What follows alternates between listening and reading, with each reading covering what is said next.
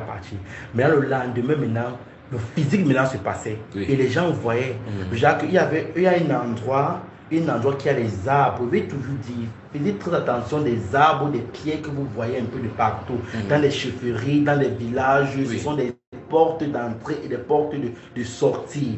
Et je vais aussi dire ceci. Souvent d'autres personnes, je ne te coupe pas, il y a des personnes, par exemple au Cameroun et dans les pays d'Afrique, qui sont des notables, qui ont des hôtels physiques en ville. Quand il n'y a pas de l'hôtel, là où les gens vont loger. Ils prennent de ces choses dans les statuettes, comme les œuvres d'art, ils mettent là-bas comme les hôtels dans les trucs, qui suivaient leur hôtel. Et les gens voient qu'à l'entrée, comme par exemple ici à Douala, il y en a plein. Et tu vois à l'entrée de l'hôtel, d'autres ont mis une personne qui est assise sur un bois. Tous à l'entrée. On dit ça, alors que ce sont des caméras de porte d'entrée. Ils peuvent être là, ils surveillent. Oui, et maintenant, comme je te dis, je vais dire aussi à toute personne qui voyage, fais ton maximum. Quand tu traverses de frontière en frontière, prie beaucoup, enfant de Dieu. Prie. Il faut vraiment prier quand tu traverses les frontières. Ok. Je reviens. Comme les esprits là, c'est un genre pour protéger, pour garder un truc comme ça. Oui.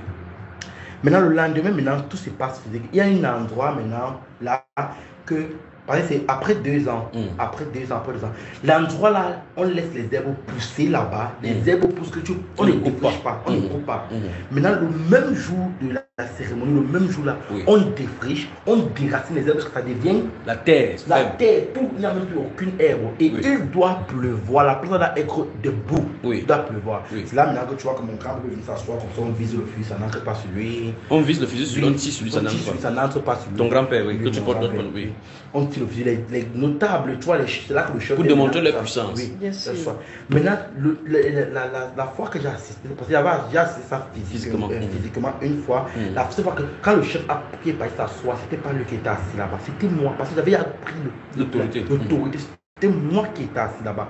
Là, on tire le fusil, ça n'entre pas sur toi. Mais la danse qui se passe là-bas, quand vous dansez là-bas, il doit pleuvoir. Tu sais que quand tu pars, tu défriches un endroit, tu déracines tous les herbes, la terre, quand il pleut à la boue, ça glisse. Et quand vous dansez, tu ne dois pas tomber là-bas. Dès que tu tombes, c'est maladie, tu meurs. Donc, c'est comme ça. Donc, la pluie là est causée par les démons. C'est causé par les démons. Et ça tombe uniquement dans la zone là. Ça tombe uniquement dans la zone là. Et c'est comme ça que dit que le Seigneur ouvre parfois nos yeux, même on nous montre ça physiquement, pour nous faire comprendre que ça là. Mais le problème, c'est qu'on a déjà béni les gens en disant que c'est notre tradition, on a rencontré ça comme ça là, que c'est notre tradition. Pourtant, ce sont les adorations aux esprits. Donc, toute culture a des cultes démoniaques. Toute culture a des cultes démoniaques. Donc c'est comme ça que j'ai pris possession de cette terre et j'avais pris possession là, je pouvais gouverner, je pouvais aller dans les profondeurs de la terre, je pouvais aller dans les sentiers de la terre, je pouvais voyager dans les esprits, je pouvais voyager, me déplacer physiquement, je pouvais me déplacer spirituellement. Je n'avais plus peur, de partir quelque part, je n'avais plus peur d'affronter, d'arriver dans un territoire quelque part, parce que j'ai